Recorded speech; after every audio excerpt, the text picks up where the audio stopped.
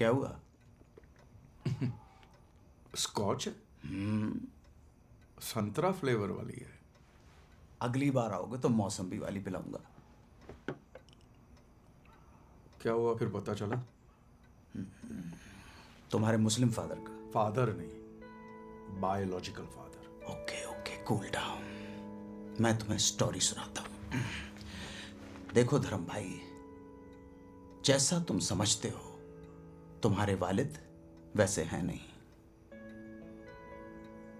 मतलब? हमारे एक दोस्त हैं डॉक्टर फारूक, इत्तेफाकन वो तुम्हारे अब्बा को जानते हैं।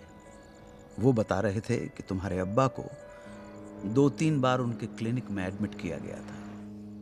और बकौल डॉक्टर फारूक, तुम्हारे अब्बा बड़े नेक इंसान हैं यार। जब तुम गोद में ही थे तब तुम्हारी अम्मी का इंतकाल हो गया। उन दिनों तुम्हारे अब्बा के घर में बहुत गुर्बत थी। बाद में उन्हें कुवैत में ड्राइवर की नौकरी मिल गई, इसलिए उनका जाना लाजमी हो गया। मजबूरी में दिल पे पत्थर रखकर तुम्हें एक रिश्तेदार को सौंपकर वो कुवैत चले गए। किसी की अमानत ये बच्चा बोझ बन गया उसके लिए। तब उस रिश्तेदार ने उस बच्चे को, यानी तुम्हें, यतीम खाने के हवाले कर दिया।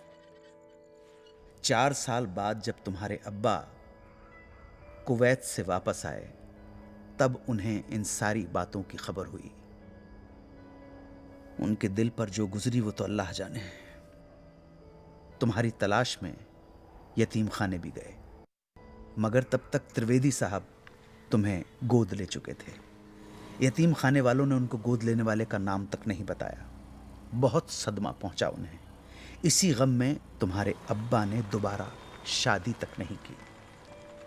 सुना है अब उन्होंने अपना सब कुछ जमात खाने को डोनेट कर दिया है और आजकल सरखेज के ख्वाजा गरीब नवाज सैनेटोरियम में अपने आखिरी दिन गुजार रहे हैं। अल्लाह, आपकी कहानी तो एकदम फिल्म जैसी है। ठीक है, आप जरा 2 मिनट रुकिए। ये लीजिए, आगे। पप्पा, अरे क्या कर रहे हो मियाँ? दोज़ख में पहुंचाओगे क्या हमें? हराम होता है ये सब। और हम आपके अब्बा नहीं हैं, हमें क्यों पप्पा बुला रहे हो? हाँ? नहीं छोटे भाई, इन्होंने मुझसे कहा कि मेरे...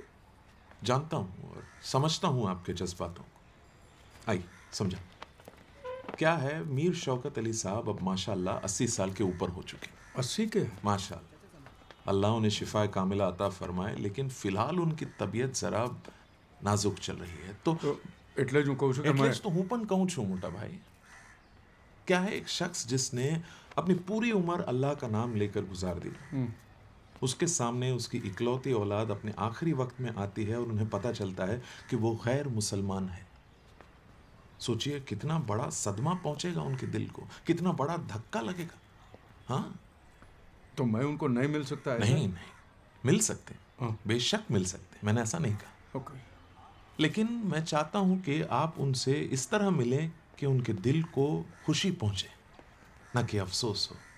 उनकी आखिरी सांस फक्र से निकले, ना कि सदमे से। समझ रहे हैं आप?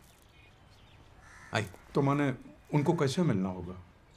एक अच्छे मुसलमान की तरह। एक मुसलमान कैसा होता है ये तो जानते हैं ना आप? हाँ, मुसलमान कैसा होता है? ऐसे दाढ़ी होती है लंबी, चढ़ा हुआ पजामा होता है, सर पे काले दाग होते हैं और... तौबा, अल्लाह खैर करे।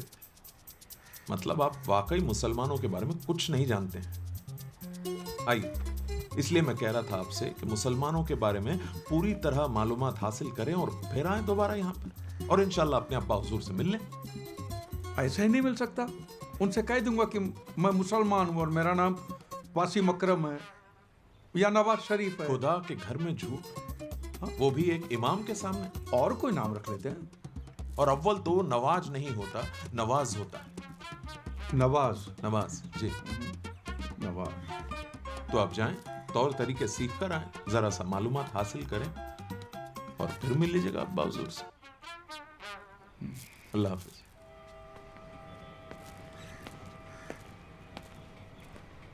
नवाज। नवाज। उफ, ये इमाम भाई तुम्हें मुसलमान बनाना चाह रहा है। तुम फिक्र मत करो, this is your legal and fundamental right to meet your father. एक नोटिस ठोकता हूं मैं, दफा 340 के तहत अकल ठिकाने आ जाएगी। यार ये नोटिस बोटिस मत भेजना, नहीं तो मैं सबकी नोटिस में आ जाऊंगा। अगर लोगों को पता चला कि मैं मुसलमान पैदा हुआ हूं तो फिर हो चुका, समाज के बाहर कर देंगे, बच्चों की शादी अभी नहीं होगी। जो भी करना है चुपके चुपके करना है, न तो मैं थोड़ी आधी रात को दीवार कूद के यहां पे आता। तो तुम मुसलमान बन जाओगे। यार मुझे कोई फर्क नहीं पड़ता है, मुसलमान बनाओ पहलवान बनाओ, जो बनाना है बनाओ। अपने बाप से मिलने के लिए इतना तो कर सकता हूं ना। यार एक बात बता, जिस बाप से कभी मिले नहीं, देखा नहीं, कोई वाबस्तगी नहीं, उस बाप से मिलने के लिए इतनी तड़प क्यों? देखना चाहता हूं कि यार एक पिता कैसा होता है। मैं 4 साल का था और मेरे पिताजी चल बसे थे, देखा ही नहीं है। तो यार वो छोड़ना, तो मुझे एक बात बताना, ये जो तुम्हारे जो मुसलमान तौर तरीके होते हैं, नमाज पढ़ना, जो भी रीति रिवाज, बोल बचन, जो भी है वो सिखा देना यार। हैं? बस तो फिर मरहबा। क्या मरहबा। मरहबा। चीयर्स। Cheers.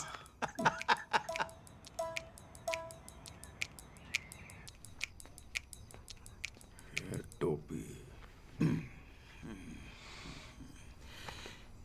माशाल्लाह, बिल्कुल मियाँ भाई की औलाद लग रहे हो। वो मियाँ भाई के तौर तरीके सिखा दे। मियाँ भाई की औलाद क्या, मियाँ भाई का बाप भी लगूंगा। होल्ड, तस्वीर खींच लूं मैं। थोड़ी सी चिन, हाँ, हंसते हुए, तबस्सुम तबस्सुम। हो गया? हाँ? तशरीफ रखिए। क्या रखूं? इसको तशरीफ बोलते हैं, रखिए। ये तशरीफ रख दी। बोल भाई। बिस्मिल्लाह। तो चलिए शुरुआत करते हैं इस्तकबाल से। किसके बाल से? बाल नहीं, इस्तकबाल। इस्तकबाल। वो क्या होता है? ग्रीटिंग से। ग्रीटिंग। हाँ, सलाम वालेकुम। बड़े बड़े लोग यहीं पे गलती कर देते हैं। सलाम वालेकुम नहीं तो अस्सलाम अलैकुम। अस्सलाम वालेकुम। अस्सलाम अलैकुम तो जवाब आता है क्या? वालेकुम अस्सलाम। अस्सलाम वालेकुम का वालेकुम, जैसा हमारे में होता ना, नमस्ते तो नमस्ते, राम राम तो राम राम। अस्सलाम वालेकुम का वालेकुम जो भी क्यों है? अस्सलाम अलैकुम का मतलब होता है peace be upon you. So उसका रिटर्न आता है वालेकुम अस्सलाम, मतलब peace be upon you too. माने रिटर्न करना पड़ता है। ठीक है, अभी जिंदगी में आगे बढ़े कि सलाम दुआ ही चलता रहेगा? जिंदगी नहीं, जिंदगी। क्यों, मैं जिंदगी बोलूंगा तो छोटी हो जाएगी? जिंदगी जिंदगी।